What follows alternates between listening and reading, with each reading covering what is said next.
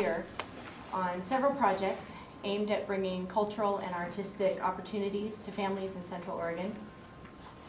I'd like to provide you all with some background information on me and what has led me to this current passion. I grew up in Portland.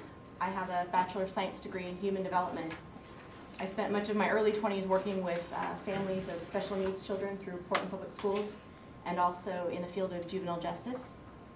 Needing a break from the emotional demands of that line of work, I joined my father, brother, and uncles in the family business. I spent several years working with overseas factories importing components for our manufacturing company. This led to a sales position, which I traveled the country marketing my grandfather's patented invention, the no-drip caulk gun. It was hysterical. I went to hardware shows all over the country in a holster with caulk guns on the side of them, and they did not drip. After having twins in 2001, I moved here to Central Oregon to raise my family, provide them with the kind of childhood I didn't feel like they could receive in a big city like Portland. I bought a FedEx ground route. We were independent contractors with FedEx. I owned the trucks, hired the drivers, I managed all the finances, ultimately doubled the route and sold the route for double what I paid for it in under 2 years. I used some of the proceeds to purchase a startup franchise here in Deschutes County called Stretch and Grow. It's a preschool fitness curriculum that's taught on-site in preschools and daycares. Again, within 2 years, I'd also purchased the Portland location. I had a staff of coaches providing exercising education to thousands of happy kids throughout Deschutes and Multnomah counties. I sold the Portland territory for twice what I paid for it and stopped teaching classes in Deschutes County in 2009 when the economy forced many of my clients out of business, and those who remained able to continue providing childcare could no longer afford to pay for my services. Throughout the years that I owned Stretch and Grow, I partnered with Working Wonders Children's Museum on several projects, including donating my time and services to redesign their Busybodies exhibit. I taught classes for school field trips on site in the museum. Within a month of putting Stretch and Grow on hold, in 2009, I was offered and accepted the position with Working Wonders as their Education and Outreach Director. My job was to design interactive exhibits for the museum and to engage in partnerships throughout the community in efforts to make the facility available and accessible to all families of Central Oregon. Unfortunately, Working Wonders closed their doors due to inadequate funding. I've spent the last 3 years researching why Working Wonders failed and why other children's museums across the nation have stayed open. This, you guys would like to take a look at this. Go ahead and get started. This is the Please Touch Children's Museum in Philadelphia, Pennsylvania. I had the opportunity to visit Please Touch Children's Museum in May of 2011. This children's museum opened in 1976 and 3 years ago moved into this facility. This is Memorial Hall. It's a 33,000 square foot historic building. They've never closed their doors since 1976. When they moved into this building 3 years ago, the building was falling apart. It was ready to be destroyed. Originally, this was built in 1876 to house the art exhibit for the centennial celebration. They saved this building. In addition to saving their building, their admissions tripled. They went from about 100,000 people a year to 350,000 a year in under a year, just by moving into this building. I had a meeting with the VP of Development and the VP of Marketing as part of my research and as an excuse to take a vacation to Philadelphia by myself. It was fantastic. Basically, I asked them, what has the museum done right? I know why Working Wonders failed. I saw what happened. What did they do right in order to maintain themselves and to thrive for 35 years? Their answers were simple. Know who you are and adhere to your mission. This is who we are. This is where we are. Second, create independent, sustainable, revenue-generating resources to supplement admission and membership. They have this amazing carousel. They actually shipped the carousel in pieces, piece by piece, back to Germany to have it refinished. and brought back. They spared no attention to detail. They did it right. And their third and final bit of advice for me was to have events and programs that keep people coming in the doors for as many hours as possible. I think a misconception is that a closed space saves money, but their philosophy was it doesn't make any money either. So find ways to have people coming in those doors and paying for it for as many hours as you can staff. I believe very strongly that Deschutes County families need a children's museum. So, what is a children's museum? Is anybody familiar with the concept of a children's museum? And feel free to interrupt me. I have this to keep me on task because I tend to talk. But if you have any questions, please feel free to interrupt me. A children's museum. This is actually a picture of one of the exhibits inside the Please Touch Children's Museum. Children's museums engage children through play to think critically and creatively. According to the Association of Children's Museums help children develop essential foundational skills. They respect childhood. They light a creative spark for discovery and lifelong learning. They are environments where families connect in meaningful ways. They serve as town squares and build social capital. They are uniquely positioned to help reverse stigma and discrimination. They strengthen community resources that educate and care for children, and they contribute to local economies to reduce economic barriers. A children's museum looks very different than a museum. The reason that Please Touch is called Please Touch is it is hands-on, it is messy, it is exploratory, it is creative, it's exciting. There's a lot of art and discovery and creativity, which is one of the many reasons why I wanted to present this idea to this commission. According to the Downtown Urban Renewal Plan, this is my family, by the way. My partner has been a firefighter with Sun River for 18 years, and those are our 6 children. They are all here in the Redmond School District. Families are the main context of learning for most people. Learning within the family is usually more lasting and influential than any other. Family life provides a foundation and context for all learning. Again, according to the Downtown Redmond Urban Renewal Plan, which I poured over, Redmond is a family town, as evidenced by the high proportion of children and youth under age 20. Approximately 50% of Redmond's population's formal education stops after high school. And in my experience, the downtown core provides little or no education or family entertainment opportunities. There's a fabulous bookstore, which my children and I have a wonderful time in. Lots of great restaurants, but nothing like this. Many local residents will drive to Bend for concerts, plays, even movies. And we have a movie theater here. People are looking for an experience, not just a movie. Music, art, drama, learning through play are no longer offered in a consistent and meaningful way in our schools. Parents are thirsty for more options to provide for their children, and the next generation of Redmond residents need a variety of cultural experiences to expand and develop their creativity, ingenuity, and depth.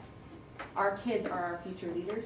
They're the ones that are going to continue on the Urban Renewal Plan, and we need to lay a foundation for them to lead them towards a diverse, vibrant, and sustainable future here in Redmond. So, my research has concluded that although we need a children's museum, due to our city's population and the narrow focus of a children's museum, one cannot sustain itself here in this market. That was really disappointing to discover after all this time researching. But families must have opportunities to expand their knowledge base and must have access to diverse learning experiences. So I continued my research, but I spent more time on my family, full-time stay-at-home mom. I was the chairperson of the Tom McCall Elementary movie night. That is going to be on my resume. That was a wonderful experience. We played a newly released DVD on our school's computer system in the gymnasium.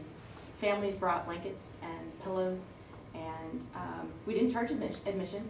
We gave away free popcorn. We sold red licorice vines, water bottles, and extra popcorn if anybody wanted extra. On a Friday night, when the Ducks were playing a football game, We had 350 people come to our gym to watch a movie that they could go watch at home, on the floor. We gave away free popcorn and we netted $150.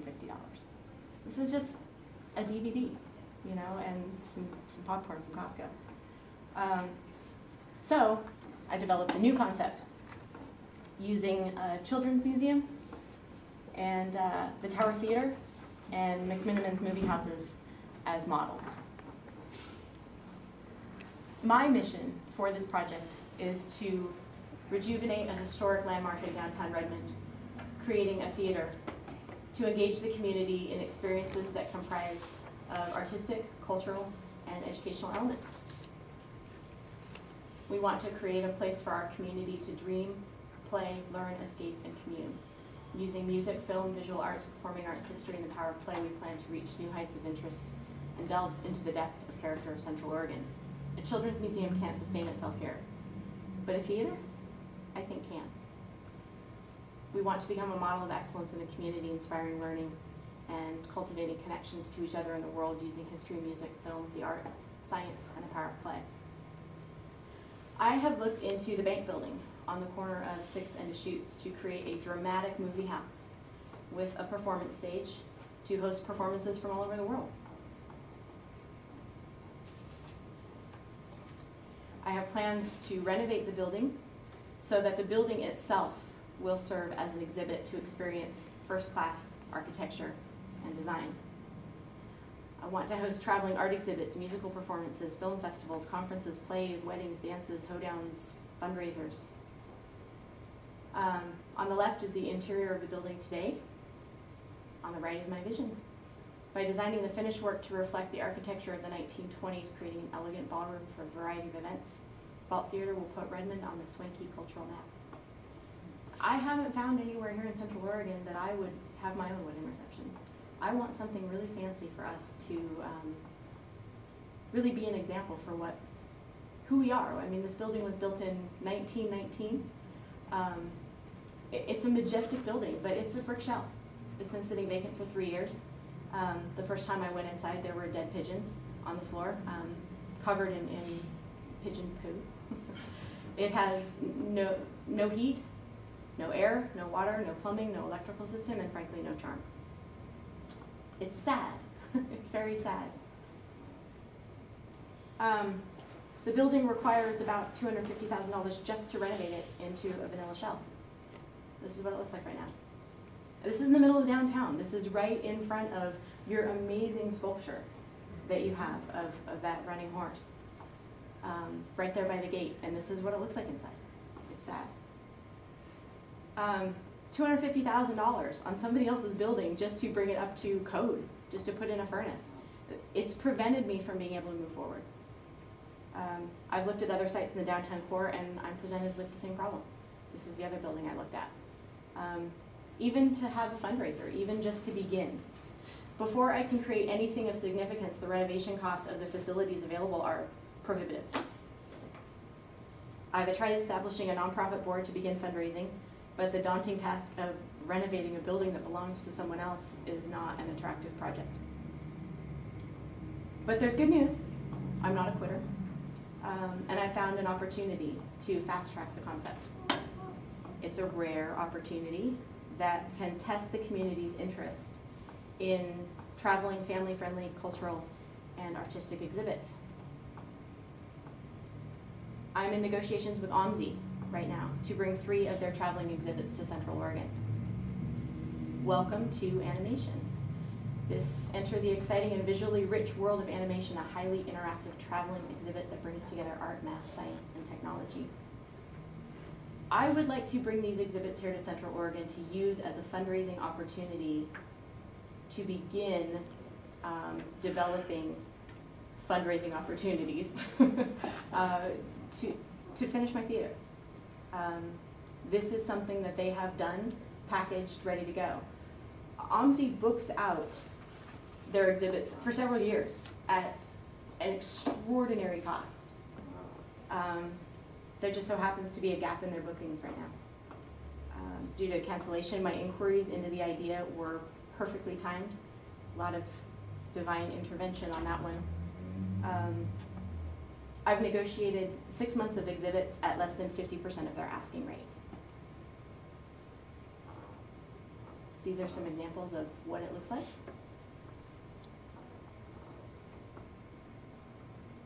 Do you have a site at this time for something like this? I do. That's my very last slide. I'm presenting this opportunity to this commission because I would really like to keep this opportunity here in Redmond. There is interest throughout the county. I've been approached by Deschutes County Library, the assistant director of the Deschutes County Library, to assist them in remodeling the Redmond Library. They would like me to design some children's museum-like exhibits for the Redmond Library. They've talked about moving the children's library outside of the building that they're in right now. So there is interest in this idea throughout the county. I want to keep it here. I'd like to ask the commission for help in adopting this project as your own project. I need some assistance ensuring that this unique opportunity does not pass us by and find its way to Bend. This is a fantastic opportunity to raise some money to put into our buildings downtown. You drive downtown and you look at these amazing buildings, but if you peek in the windows, I know I'm not the only person that would like to have something downtown that just can't because the renovation costs are too extraordinary. We would have exhibits running from June through December 2012, which gives me 3 months, which is not enough time to establish my own 501c3, which is why I'm coming to you. There are grant opportunities available, but not to renovate somebody else's building, not to start up something that might happen, not to design something that is in my head. This is done. This is packaged, ready to go, and it's sold to children's museums throughout the nation, except for this little window. And I'm grateful that I found it. I believe that with the support of the Commission and the City of Redmond, these exhibits will draw patrons from all over Central Oregon. These exhibits specifically are designed for grades K through 8. There are 2 other exhibits that I don't have slides of here. The first one is Eat Well, Play Well. Those are designed for kids much younger, preschool age. And the other one is Moneyville, which looks actually very similar to some of these. But they're banks and they teach kids all about money. And again, those are maybe age 4 to 10. And then this one is K through 8. So this particular exhibit, it's over 30 exhibits. Hands-on interactives, audio, video components, computer-based activities, graphic panels, text, blah, blah, blah, blah, blah. Starting in June, we would have the Moneyville and the Eat Well, Play Well at the same time. And then September through December is when animation would come, which coincides perfectly with school starting, field trips. I think that the school district would be very excited to have a piece of OMSI here locally. So here's what we need. 6,000 to 7,000 square feet. For the summer, we need about 2,000 to 2,500 square feet. These are the minimums for the building. Obviously, there aren't a lot of places here in town that are ready for this. And my idea, I don't even know if they're ready either, but this is where I think we should go. This is the gymnasium at the Evergreen School, right up the street. I think that it is a fantastic opportunity to test, market my idea. And it's right here in front of us right now. What OMSI needs is $24,000 down. I've negotiated that the balance would come as a percentage of the proceeds. Of course, we need some staffing, but I'm looking around at all these people that showed up tonight, and I think you guys could hang out there and give tours here and there, right? I think there's a lot of volunteer opportunities as well. I also have connections up at COCC for internship opportunities with their early childhood education program. Yeah, is it going to cost money? Sure. Do I have any? No. That's pretty easy. But I think that I've run the numbers, and without grants, with ticket prices at $10 a piece for 6 months, we could break even. I think with the support of the commission, there are some grants available. The Oregon Cultural Trust has a grant available, and the Oregon Arts Commission has 2 grants that are available. This is bringing a package deal: art, culture, education opportunities, bringing it here to us. So that is my idea, and I would really love to answer any questions. And when you and I spoke and Cameron spoke, we did tell you we don't have any money. Yeah, absolutely. And we're running our own campaign on trying to raise money for our around the clock gallery that we have going and all too. So do you have anybody that's willing to invest this and help you get started with this $24,000? I do. I'm really hoping that the Evergreen building would be an option.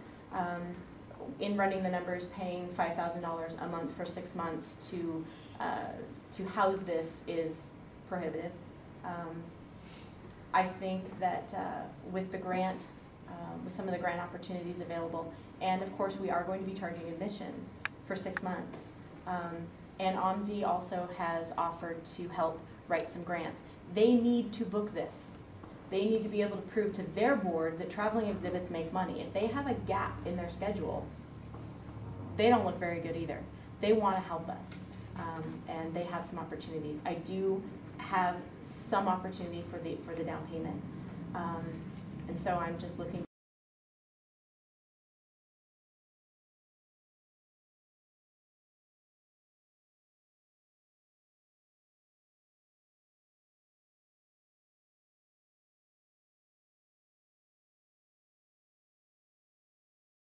This by June on my own to create a board. I have some members of the community here that are here in support that I've spoken with that have really helped me to formulate these ideas and to fine tune it. John Stark over at Ready has been spectacular.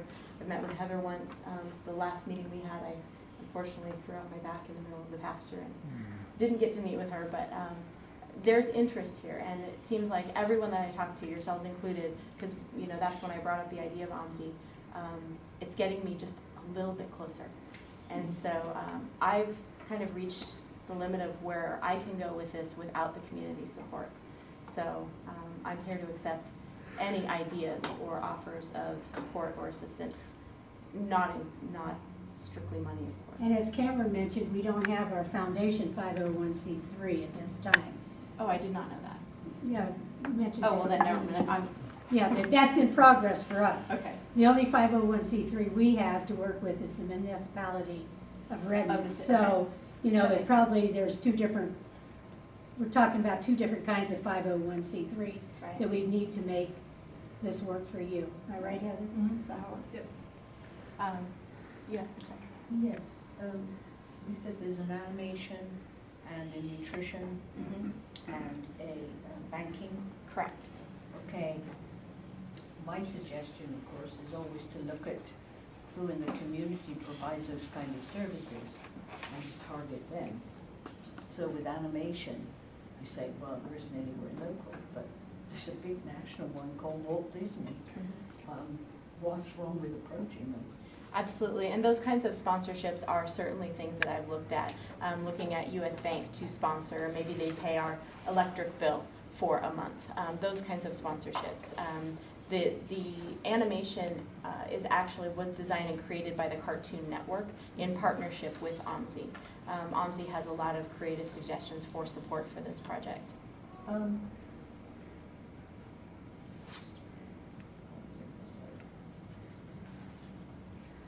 So 24,000, 50%? 24,000 is 20%.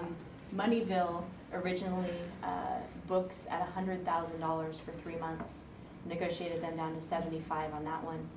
I'm sorry, animation is usually $100,000. Negotiated them to 75,000. That includes $15,000 worth of shipping. Moneyville is usually 30,000 plus $5,000 for shipping. I've gotten them to commit to us for that at 17.5. And Eat Well, Play Well, I'm still negotiating that maybe they'll just throw that in for us because it's only about 500 square feet. So, Redmond School District also has a foundation. mhm, Have you approached them? I have not.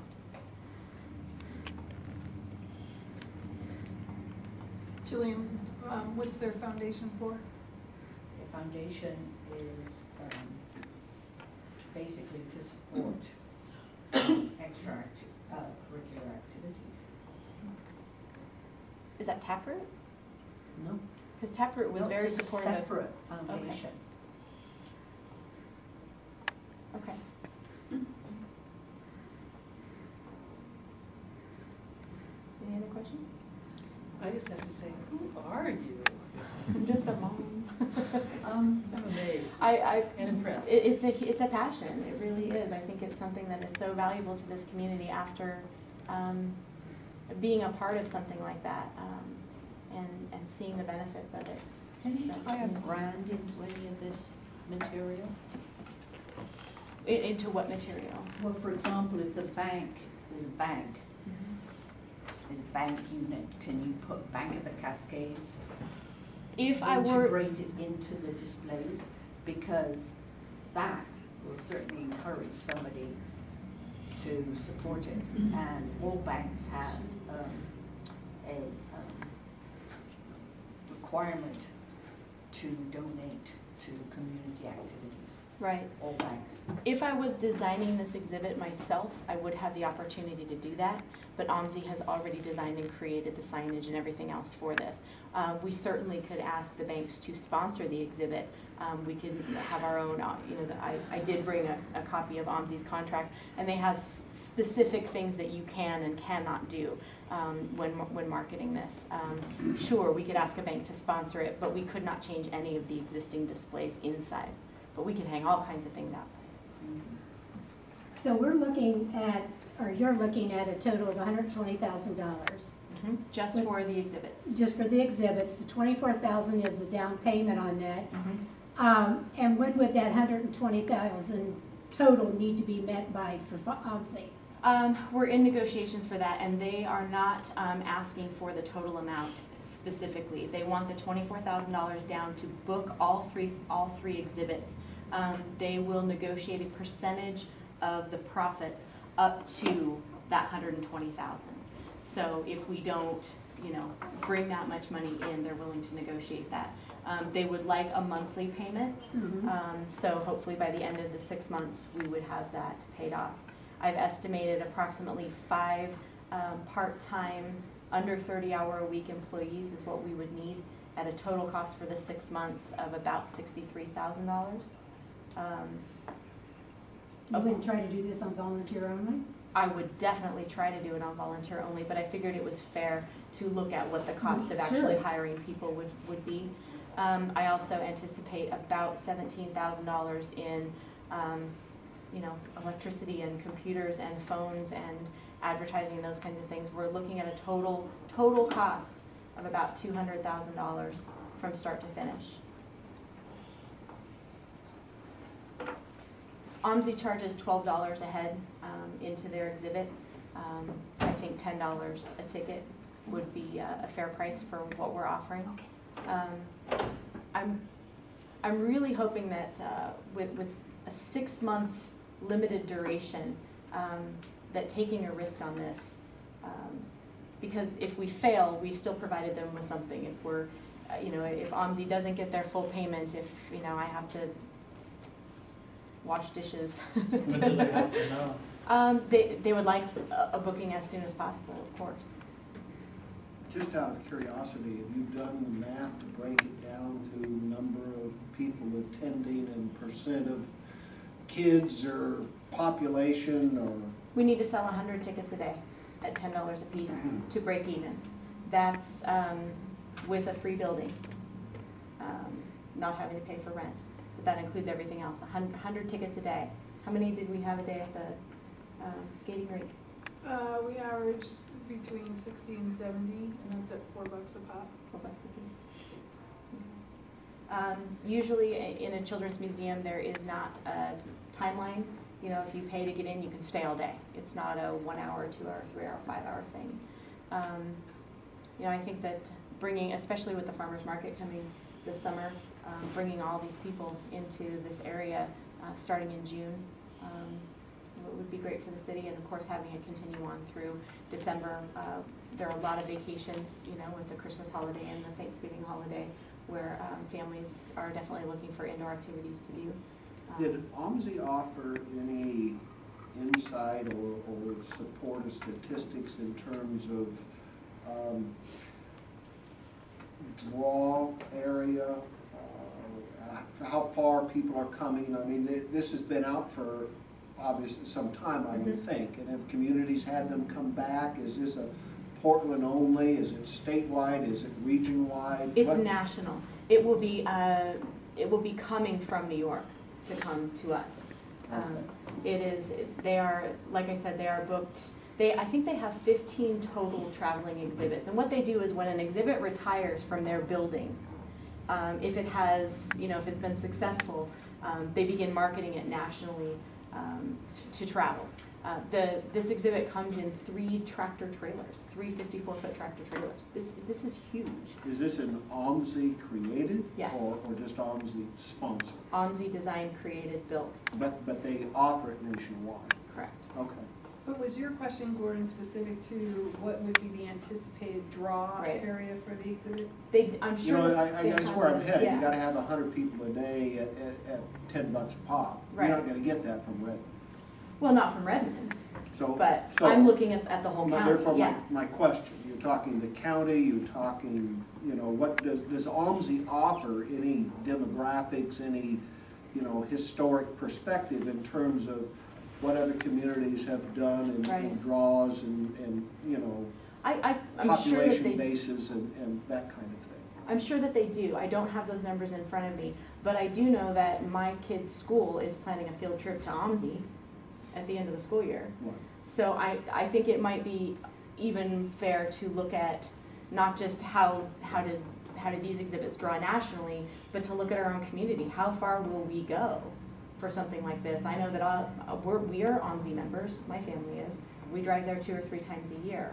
Have you but I touched don't- base with other communities that have done this? No, I have not. That's really good. Would they give you a list of those communities? They're online. Okay. They are online. I can see where they've been, where they've come from for the last, I think since 2007. They have it listed online. Is that kind of when it originated?